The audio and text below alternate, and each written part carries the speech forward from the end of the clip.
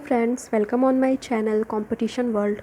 और यहाँ हम बात कर रहे हैं CTP previous paper CTET first paper CTP के प्रीवियस क्वेश्चंस के बारे में। और आज की इस वीडियो में हम जिस पेपर के बारे में डिस्कस करने वाले हैं वो एग्ज़ाम 2 फरवरी 2016 में लिया गया था। और इसके सीटीपी के पेपर चाइल्ड डेवलपमेंट पेपर के प्रीवियस क्वेश्चंस को यहाँ हम आंसर्स के साथ में डिस्क्रिप्शन के साथ इसको हम डिस्कस करेंगे। सो वीडियो को स्टार्ट करते हैं। Let's start. वह मापनी जिसमें अंतराल के समस्त गुण के साथ परम शून्य भी हो कहलाती है नामित मापनी, क्रमसूचक मापनी, अंतराल मापनी और अनुपात मापनी। तो correct answer is option number D, अनुपात मापनी। मापनी पर ऑलरेडी मैंने वीडियो बना रखी हुई है, आपको डिस्क्रिप्शन में उसका लिंक मैं दे दूँगी, वहाँ से आप मेरी इस वीडियो को देख सकते हैं। नेक्स्ट क्वेश्चन इज फ्रायड के अनुसार हमारे मूल्यों का आंतरिकीकरण डैश में होता है इड, ईगो, सुपर ईगो और परिस्थितियों में। तो यहाँ पर इसका करेक्ट आंसर हो जाएगा ऑप्शन नंबर सी, परा अहम में, मतलब सुपर ईगो में। एंड सिगमंड फ्रायड पर भी मैंने ऑलरेडी वीडियो बना रखी हुई है, डिस्क्रिप्शन में आपको इसका लिंक अवेलेबल हो जाएगा, वहाँ से जाकर आप साइकोलॉजी के ऑल थ्योरीज़ के वीडियोज़ को देख सकते हैं। एंड यहाँ पर इसको हम थोड़ा सा डिटेल कर लेते हैं। सिगमंड फ्रायड ने व्यक्तित्व को स्पष्ट करने के लिए मनोविश्लेषणात्मक सिद्धांत का प्रतिपादन किया। व्यक्तित्व के मनोविश्लेषणात्मक सिद्धांत के दो मुख्य संप्रत्यय चेतन, अर्धचेतन व अचेतन तथा इड, अहम और पराअहम माने जाते हैं, मतलब कॉन्शियस, सबकॉन्शियस और अनकॉन्शियस और इड, ईगो और सुपर ईगो। फ्रायड ने व्यक्तित्व संरचना में इड, ईगो और सुपर ईगो इन तीनों तत्वों को विशेष महत्व देते हैं। उनके अनुसार जब ये तीनों तत्व एक दूसरे के साथ समन्वित होकर कार्य करते हैं तो व्यक्ति अपने वातावरण के साथ प्रभावशाली ढंग से समन्वय स्थापित कर लेता है। फ्रायड के अनुसार इड व्यक्ति को अपनी दमित इच्छाओं की तत्काल पूर्ति के लिए प्रयास करने हेतु उकसाता है, जबकि सुपर ईगो सामाजिक मान्यताओं व परंपराओं के अनुरूप कार्य करने की प्रेरणा देता है। एवं अहम या ईगो इन दोनों के बीच में अंतर क्रिया करके व्यक्ति को वास्तविक धरातल पर तालमेल बैठाने का प्रयास करता है। एंड जैसा कि आप जानते हैं कि इड है वो प्लेजर के प्रिंसिपल पर चलता है, ईगो है वो वास्तविकता के नियम पर चलता है, वास्तविक धरातल पर चलता है, और सुपर ईगो नैतिकता के नियम पर, आदर्श के नियम पर चलता है। पराअहम सामाजिक मान्यताओं, संस्कारों एवं आदर्शों से संबंधित होता है। इसे आत्मा के अंतःकरण की पुकार भी कहा जाता है। मतलब ईगो क्या करता है, ईड और सुपर ईगो के बीच में बैलेंस बनाता है। नेक्स्ट क्वेश्चन इस प्रकार है, व्यवहारवादी डैश ने कहा मुझे नवजात शिशु दे दो, मैं उसे डॉक्टर, वकील, चोर या जो चाहूँ बना सकता हूँ। फ्रीमैन, न्यूमैन, वाटसन और होलिंजर।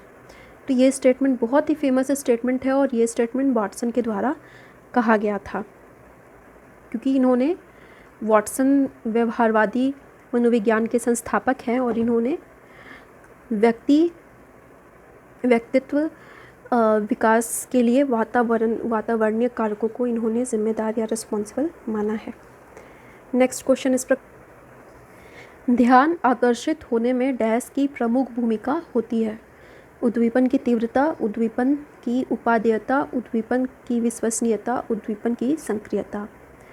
और यहाँ पर इसका करेक्ट आंसर है ऑप्शन नंबर ए, उद्दीपन की तीव्रता। उद्दीपन जितना ही तीव्र होगा हमारा ध्यान उस पर बहुत जल्दी चला जाएगा। एंड नेक्स्ट क्वेश्चन है, डैश छात्र में रुचि उत्पन्न करने की कला है। शिक्षण, सहानुभूति, समदृष्टि और प्रेरणा। यहाँ पर इसका करेक्ट आंसर है ऑप्शन नंबर डी, प्रेरणा। बच्चे को प्रेरणा देकर, बच्चों में प्रेरणा जगाकर उन्हें पढ़ाई में रुचि लेने के लिए प्रोत्साहित किया जा सकता है।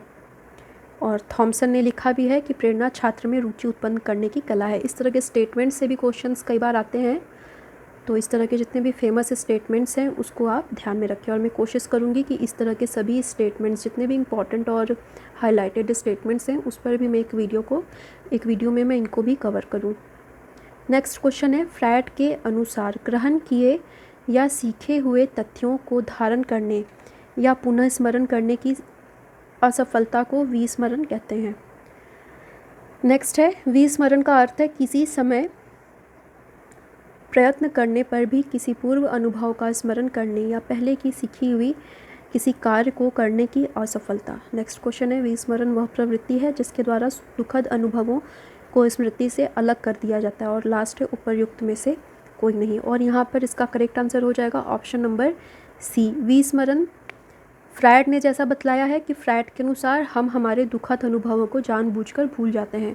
इसको मोटिवेटेड फॉरगेटिंग भी कहा जाता है, इसको पोलियाना नियम भी कहा जाता है। इससे क्वेश्चंस आ चुके हैं प्रीवियस पेपर में। पोलियाना नियम का मतलब होता है कि हम अपने किसी स्मृति को जो दुख देते हैं, दुखद स्मृतियों को हम जानबूझकर भूल जाते हैं। इसी को मोटिवेटेड फॉरगेटिंग कहते हैं और यही फ्रायड के द्वारा ये बतलाया गया है।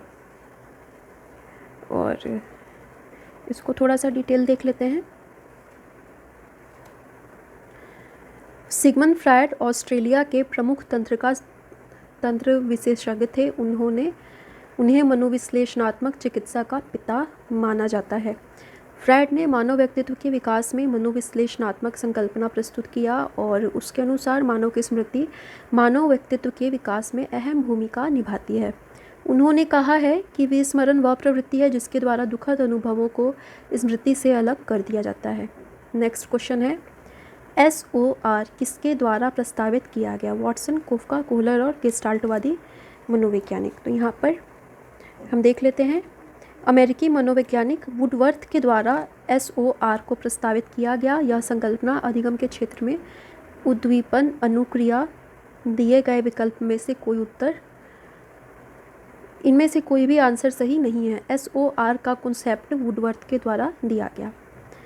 नेक्स्ट क्वेश्चन है, ध्यान को केंद्रित करने की आंतरिक दशा है? अवधि, नवीनता, रुचि और आकार। तो इसका करेक्ट आंसर हो जाएगा ऑप्शन नंबर सी, रुचि। और नेक्स्ट क्वेश्चन देखते हैं, एक परिस्थिति में अर्जित ज्ञान का दूसरी परिस्थिति में उपयोग कहलाता है? सीखने की विधियाँ, सीखने में स्थानांतरण, सीखने में पठार या सीखने में रुचि। तो ये option B is the correct answer, सीखने में स्थानांतरण। एंड ये भी रिपीटेड क्वेश्चन है, प्रीवियस पेपर में कई बार ये आ चुका है। नेक्स्ट क्वेश्चन है, अनुभव द्वारा व्यवहार में परिवर्तन कहलाता है? स्मृति, सीखना, प्रेरणा और चिंतन। तो यहाँ पर इसका करेक्ट आंसर हो जाएगा ऑप्शन नंबर बी, लर्निंग या सीखना। और यहाँ पर इसके कुछ डेफिनेशंस दिए गए हैं जिसको यहाँ हम देख लेते हैं। अनुभव द्वारा व्यवहार में परिवर्तन सीखना कहलाता है। उदाहरण स्वरूप, यदि किसी बालक के सामने लाल मिर्ची रखी है तो वह जिज्ञासा के कारण उसे मुंह में दबाता है और उसे काटते ही उसको तीखे होने का ज्ञान होता है और वो रोने लगता है। इसलिए वो मिर्च को फेंक देता है और फिर उसके पास कभी नहीं जाता, क्योंकि उसने अनुभव से सीख लिया है कि लाल मिर्च कड़वी या तीखी होती है। इस प्रकार सीखना पूर्वानुभव द्वारा व्यवहार में प्रगतिशील परिवर्तन होता है। और ये डेफिनेशन सिम्पसन के द्वारा दी गई है और इन्होंने कहा हुआ है, व्यवहार में कोई भी परिवर्तन जो कि अनुभवों का परिणाम है और जिसके फलस्वरूप व्यक्ति आने वाली परिस्थितियों का भिन्न प्रकार से सामना करता है, सीखना या अधिगम कहलाता है। नेक्स्ट क्वेश्चन इस प्रकार है, सांख्यिकी में वह रेखा चित्र जिसमें आवृत्तियों को स्तंभों द्वारा प्रदर्शित किया जाता है कहलाता है? स्तंभाकृति, आवृत्ति बहुभुज, संचयी आवृत्ति और रेखा चित्र। तो यहाँ पर इसका करेक्ट आंसर हो जाएगा ऑप्शन नंबर ए, स्तंभाकृति। नेक्स्ट क्वेश्चन इस प्रकार है, विकास की किस अवस्था में बुद्धि का अधिकतम विकास होता है? बाल्यावस्था, शैशवावस्था, किशोरावस्था और प्रौढ़ावस्था। Correct answer is option A, बाल्यावस्था। नेक्स्ट क्वेश्चन है, शिशु का अधिकांश व्यवहार आधारित होता है मूल प्रवृत्ति पर, नैतिकता पर, वास्तविकता पर और ध्यान पर। तो करेक्ट आंसर है ऑप्शन नंबर ए, मूल प्रवृत्ति पर। और नेक्स्ट क्वेश्चन देखते हैं, अंतर्दृष्टि या सूझ द्वारा सीखने के सिद्धांत में कोहलर ने प्रयोग किया था कुत्ते पर, वनमानुषों पर, बिल्ली पर और चूहों पर। तो सूझ सिद्धांत में वनमानुषों पर प्रयोग किया गया था और ये भी रिपीटेड क्वेश्चन है और यहाँ इसको डिटेल में देख लेते हैं। सूझ या अंतर्दृष्टि का सिद्धांत देने का श्रेय जर्मन मनोवैज्ञानिक वुल्फगैंग कोहलर को है, जिसने अपनी पुस्तक मेंटालिटी ऑफ ओप्स में वर्ष 1925 में प्रस्तुत किया है। कोहलर ने सूझ के सिद्धांत का प्रयोग वनमानुस या सुल्तान नामक चिंपैंजी पर किया था। कोहलर के अनुसार कल्पना जितनी अधिक होगी, सूझ की क्षमता का विकास भी उतना ही अधिक होगा। और नेक्स्ट क्वेश्चन इस प्रकार है, यह आवश्यक नहीं है कि उच्च बुद्धि लब्धि वाले बच्चे डैश में भी उच्च होंगे। सृजनशीलता, अध्ययन, विश्लेषण करना और अच्छे अंक प्राप्त करना। ऑप्शन नंबर ए यहाँ पर करेक्ट होगा, क्योंकि जब IQ लेवल हाई होता है तो क्रिएटिविटी वहाँ पर स्टॉप हो जाती है, और मेनली इसलिए ऐसा बिल्कुल भी आवश्यक नहीं है कि उच्च बुद्धि लब्धि वाले बच्चों में सृजनशीलता भी उच्च होगी। नेक्स्ट क्वेश्चन इस प्रकार है, अधिगम ने डैश के प्रभाव का नियम दिया था। पेवलोव, स्किनर, वाटसन और थॉर्नडाइक। यहाँ इसका करेक्ट आंसर है ऑप्शन नंबर डी, थॉर्नडाइक। और यहाँ इसको डिटेल में देख लेते हैं इनकी थ्योरी को। थॉर्नडाइक ने अधिगम या सीखने के मुख्यतः 3 नियम दिए हैं: तत्परता का नियम, प्रभाव का नियम और अभ्यास का नियम। प्रभाव के नियम के अनुसार हम उस कार्य को सीखना चाहते हैं जिसका परिणाम हमारे लिए हितकर होता है। प्रभाव संतोषजनक होने पर व्यक्ति उस अनुक्रिया को सीख लेता है तथा असंतोष उत्पन्न होने पर उस कार्य को नहीं करना चाहता। प्रभाव के नियम को अध्यापक द्वारा कक्ष में लागू करने के लिए मुख्यतः 2 कार्य करना आवश्यक होता है। शिक्षकों को अध्यापन कार्य करते समय बालकों में उत्साह को बढ़ाना चाहिए। शिक्षक को चाहिए कि पाठ्यक्रम को व्यवस्थित करके छात्रों के सामने प्रस्तुत करे ताकि छात्रों में अधिगम के प्रति अभिरुचि बढ़े। और नेक्स्ट क्वेश्चन देखते हैं, निम्न में से किस विधि का उपयोग स्मृति के मापन के लिए नहीं किया जाता? प्रत्यावाहन विधि, तार्किक विधि, पहचान विधि और पुनः सीखना विधि। इसका करेक्ट आंसर है ऑप्शन नंबर बी। स्मृति वह योग्यता है जो पूर्व अनुभव अथवा अधिगम में सीखी गई बातों को संचित करने तथा कालांतर में उसका चेतन जगत में प्रयोग करने से संबंधित होता है। प्रत्यावाहन विधि, पहचान विधि तथा पुनः सीखना विधि स्मृति से संबंधित हैं तथा तार्किक विधि बौद्धिक क्षमता से संबंधित होता है। नेक्स्ट क्वेश्चन, प्रासंगिक अंतर्बोध सिद्धा परीक्षण TAT का विकास किसके द्वारा किया गया? साइमंड, हॉल्ट्जमैन, मर्रे और बेलेक। तो करेक्ट आंसर है हेनरी मर्रे के द्वारा TAT का प्रतिपादन किया गया 1935 में। नेक्स्ट क्वेश्चन इस प्रकार है, मनोविज्ञान का शिक्षा के क्षेत्र में बड़ा योगदान है। विषय केंद्रित शिक्षा, शिक्षक केंद्रित शिक्षा, क्रिया केंद्रित शिक्षा और बाल केंद्रित शिक्षा। तो यहाँ पर इसका करेक्ट आंसर हो जाएगा ऑप्शन नंबर डी, बाल केंद्रित शिक्षा। नेक्स्ट क्वेश्चन इस प्रकार है, निम्नलिखित में से कौन सा वृद्धि और विकास के सिद्धांतों से संबंधित नहीं है? निरंतरता का सिद्धांत, वर्गीकरण का सिद्धांत, समन्वय का सिद्धांत और व्यक्तिकता का सिद्धांत। तो यहाँ पर इसका करेक्ट आंसर है ऑप्शन नंबर बी, वर्गीकरण का सिद्धांत। और इसको थोड़ा सा डिटेल कर लेते हैं। बुद्धि एवं विकास सतत चलने वाली एक ऐसी प्रक्रिया है जो बालक को असहाय शिशु से आत्मनिर्भर प्रौढ़ बनाती है।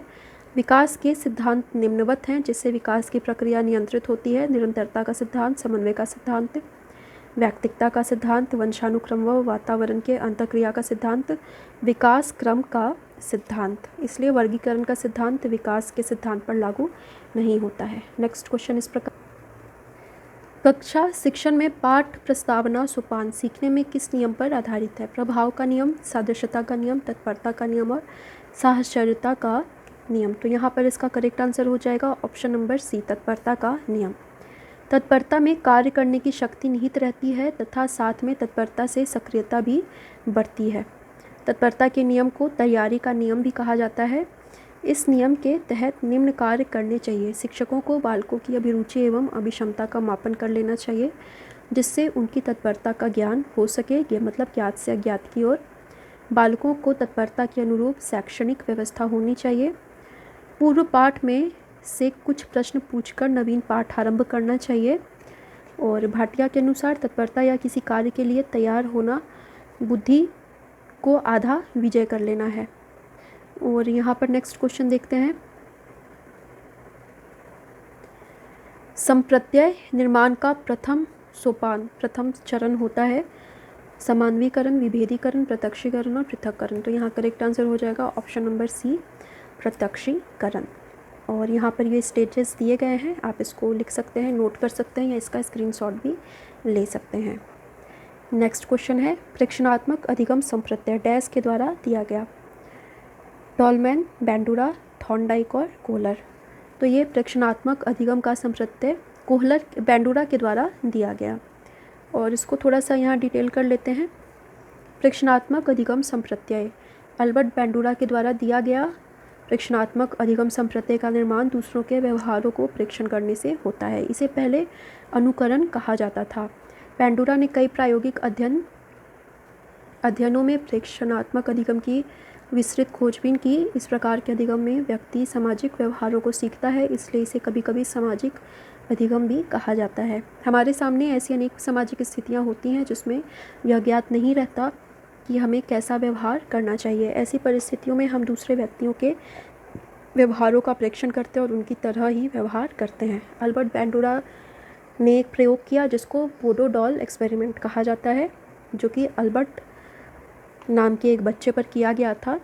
और ये काफ़ी फेमस एक्सपेरिमेंट है जिसके द्वारा इन्होंने इस सिद्धांत का प्रतिपादन किया। नेक्स्ट क्वेश्चन इस प्रकार है, उदाहरण, निरीक्षण, विश्लेषण, वर्गीकरण, नियमीकरण निम्नलिखित में से किस विधि के सोपान है? निगमन विधि, आगमन विधि, अंतर्दर्शन विधि, बहिर्दर्शन विधि। तो यहाँ पर इसका करेक्ट आंसर हो जाएगा ऑप्शन नंबर बी, आगमन विधि। नेक्स्ट क्वेश्चन इस प्रकार है, अवधान के आंतरिक अथवा व्यक्तिनिष्ठ निर्धारक हैं? रुचि, लक्ष्य, अभिवृत्ति, उद्दीपक, वस्तु, प्रवृत्ति, प्रकाश, ध्वनि, गंध, पुरस्कार, दंड, प्रोत्साहन। इसका करेक्ट आंसर है ऑप्शन नंबर ए, रुचि, लक्ष्य और अभिवृत्ति। नेक्स्ट क्वेश्चन इस प्रकार है, बाल मनोविज्ञान का क्षेत्र है? केवल शैशवावस्था की विशेषताओं का अध्ययन, केवल गर्भावस्था की विशेषताओं का अध्ययन, केवल बाल्यावस्था की विशेषताओं का अध्ययन, गर्भावस्था से किशोरावस्था की विशेषताओं का अध्ययन। तो यहाँ इसका करेक्ट आंसर है ऑप्शन नंबर डी, गर्भावस्था से किशोरावस्था तक की विशेषताओं का अध्ययन।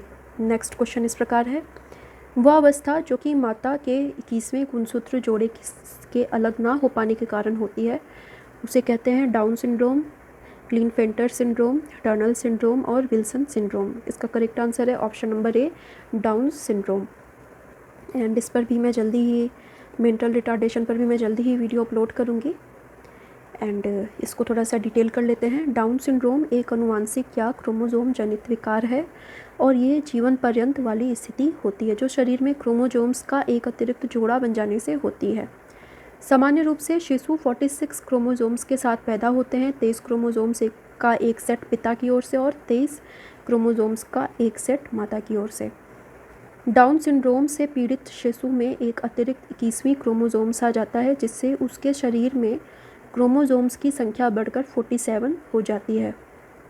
ये आनुवांशिक परिवर्तन शारीरिक विकास और मस्तिष्क के विकास की गति को धीमा कर देती है और शिशु में मध्यम से औसत बौद्धिक विकलांगता का कारण बनती है। नेक्स्ट क्वेश्चन इस प्रकार है, कोलबर्ग के अनुसार किस अवस्था में नैतिकता बाह्य कारकों द्वारा निर्धारित होती है? पूर्व पारंपरिक अवस्था, पारंपरिक अवस्था, पश्च पारंपरिक अवस्था और उपर्युक्त में से कोई नहीं। तो यहाँ इसका करेक्ट आंसर हो जाएगा ऑप्शन नंबर ए, लॉरेंस, पूर्व पारंपरिक अवस्था। एंड यहाँ इसको थोड़ा सा डिटेल देख लेते हैं।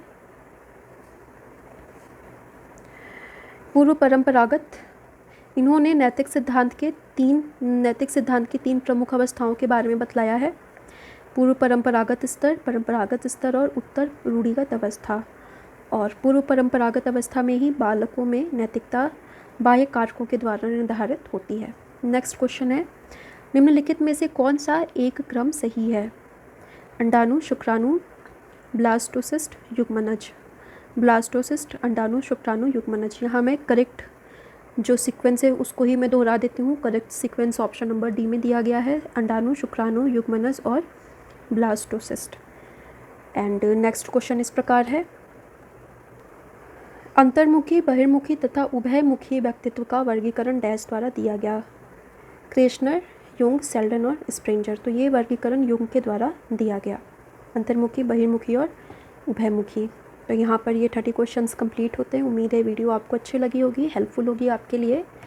एंड वीडियो अगर आपको अच्छी लगे तो आप लाइक कर लें। अगर आप अभी तक आपने हमारे वीडियो को सब्सक्राइब नहीं किया है हमारे चैनल को, तो सब्सक्राइब कर लें। एंड साइकोलॉजी की वीडियोस को देखने के लिए डिस्क्रिप्शन में जा सकते हैं, वहाँ पर आपको मेरे दूसरे चैनल साइकोलॉजी वर्ल्ड के वीडियोस का लिंक मिल जाएगा, वहाँ से आप साइकोलॉजिकल थ्योरीज़ को देख सकते हैं। सो आज के लिए इतना ही। Thank you so much.